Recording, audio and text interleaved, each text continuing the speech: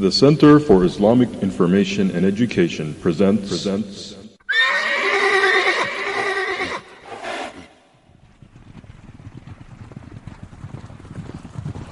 The Battle of Badr, told by Brother Kamal El Mekki.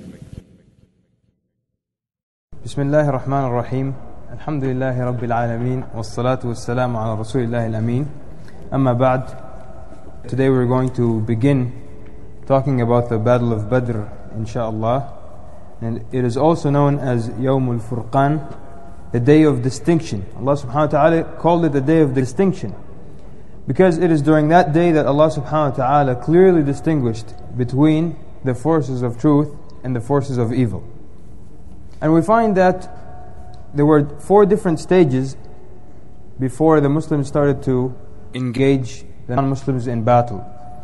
The first stage was that of patience, and no fighting was allowed. And this was during the time when the Muslims were in Mecca. And in the second stage, that's when they were given permission to fight, and this was after the Hijrah. They were given the permission to fight. And that's why you see a lot of expeditions and things start to happen before Badr during this time. And the third was the Muslims were commanded to fight back. They were commanded here. So, from permission to a command. So now they're commanded to fight back those who fight them. Then, in the fourth stage, they're commanded to fight the mushrikeen in general.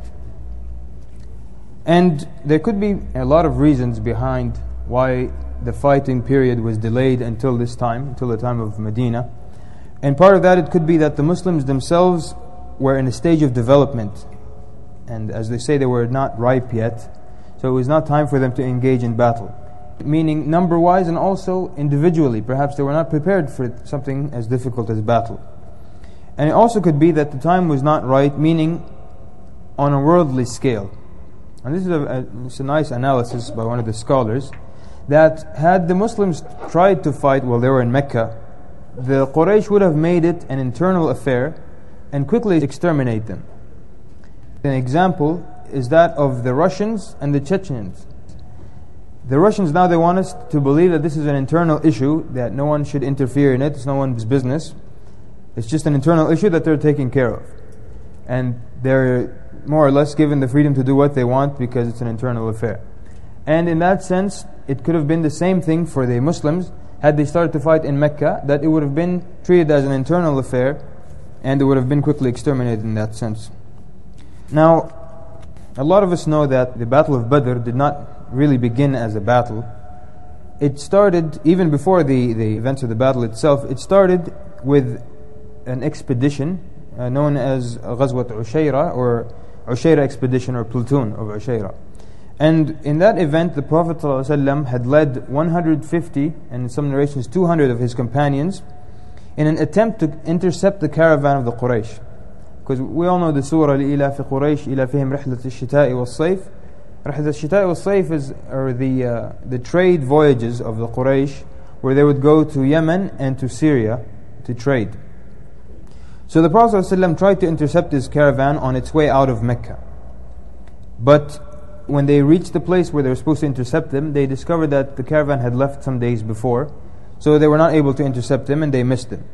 And they made use of the expedition, and the Prophet ﷺ signed some non-aggression pacts with some of the tribes in those areas. So of course then, they tried to get him on the way going. If you would expect that, on the way back, they will try again. So the Prophet ﷺ, when it was near the time of their return, sent 2 of his companions, Talha ibn Ubaidullah and Sa'id ibn Zayd. He sent them to scout and see if the caravan is on their way back. So they went northward and they started to scout, and they stayed at a place known as Al-Hawra for a few days until they saw Abu Sufyan and his caravan passing. And they immediately rushed back to tell the Prophet ﷺ of their discovery. So they reported to the Prophet ﷺ that Abu Sufyan was returning with the caravan, and it had the wealth of Quraysh in it, the amount of 50,000 gold dinars and 1,000 camels, and he was only guarded by 30 to 40 men. So then the Prophet ﷺ said to his companions, "Here is the caravan of Quraysh, in which is their riches.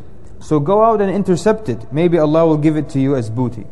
So it was not a war, and there was no order that was made that everyone had to go out, and those that remained behind were not urged to go out. It was just trying to intercept the caravan. And we know that we discussed that Uthman ibn Affan, for example, radiallahu anhu, remained in Badr because Ruqayyah, the daughter of the Prophet ﷺ, was ill and she was dying. So why is it that the Muslims then are trying to intercept and take away someone else's wealth? Can this be comparable to some kind of highway robbery or something? The explanation is that the Muslims who had left Mecca, they had lost everything. Some of them came out with nothing but the shirt on their backs. They had lost all their possessions and all their wealth, and even the houses that were in were physically taken over. Other people moved in and lived in them. So they had lost a lot of money, and it was unjustly that they lost this money. So now it was their chance to take back what is rightfully theirs. So it was their chance to take back their wealth from the Quraysh. So in that sense, it wasn't robbery, it was just in a sense getting even. So the Prophet ﷺ gathered in what is narrated to be from around 300 to 317 of his companions, of which 82 to 86 of them were from the immigrants and the rest from the Ansar. And they had 70 camels with them, so we're talking over 300 people, and they had 70 camels. So they would alternate. 3 people would ride 1 camel, alternating. 2 would walk, and then 1 would ride, and then they would switch. And they had only 2 horses. One belonging to Zubair ibn al-Awwam, and the other of al-Miqdad ibn al-Aswad al-Kindi. So the Prophet ﷺ himself also, as you would expect from him ﷺ, he was sharing a camel with 2 people, Ali ibn Abi Talib and a man by the name of Abu Lubaba ibn Abdul Munzir. And Badr itself was 100 miles from Medina, so you can imagine the distance that the Prophet ﷺ had to walk. And it wasn't that he was a young man at the time. The Prophet ﷺ was 55 years old at that time. And Abu Lubaba and Ali radiallahu anhuma, they felt embarrassed that they're going to ride while the Prophet ﷺ walks. So they said to him, "We shall walk instead of you."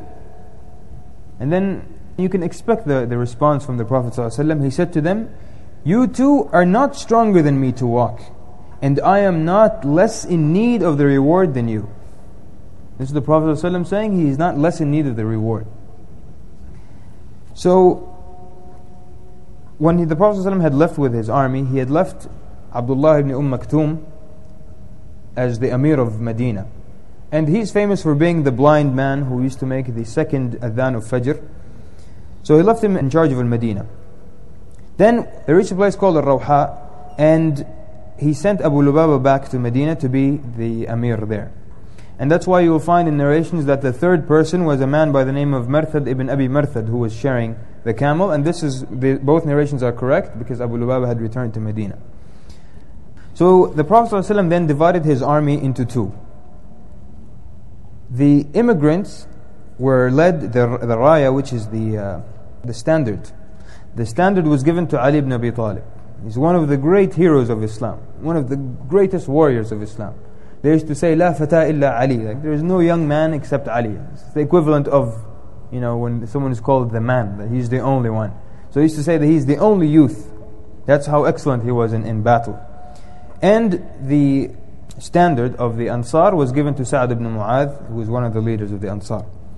Then the right flank of the army was given to one of the great heroes of Islam, Zubair ibn al-Awwam, a terrific warrior of Islam. A man who had a wound on the back of his neck so big that his 2-year-old child would put his fist into it. Allahu Akbar. A man that split a man in 2. During the Battle of Khandaq, a man tried to sneak into where the Muslims were. And Zubair chased him, and as he was running, he struck him in his shoulder so hard that the blow went across and the man fell on the ground in 2 pieces. Allahu Akbar. The left flank of the army was given to a man by the name of Al-Miqdad ibn Amr, and the rear was given to a man named Qais ibn Abi Sa'sa'a. And the general leadership was given to a man by the name of Mus'ab ibn Umair. He was from Quraysh and he was given a white standard. And the commander-in-chief was the Prophet ﷺ. Here we'll take a quick pause to talk about this standard. What exactly is the standard?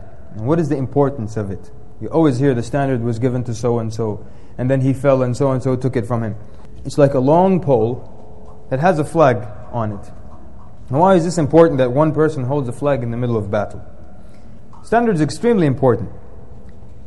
For one, when these battles, and we can't imagine them, but they were extremely rough and they were vicious, and attacks would come in waves.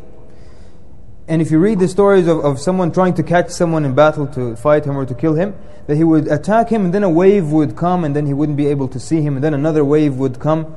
So these battles were very fierce. So how do you know where you are and where your group is during the battle? You look up and you see the standard. And you know that this is the stronghold.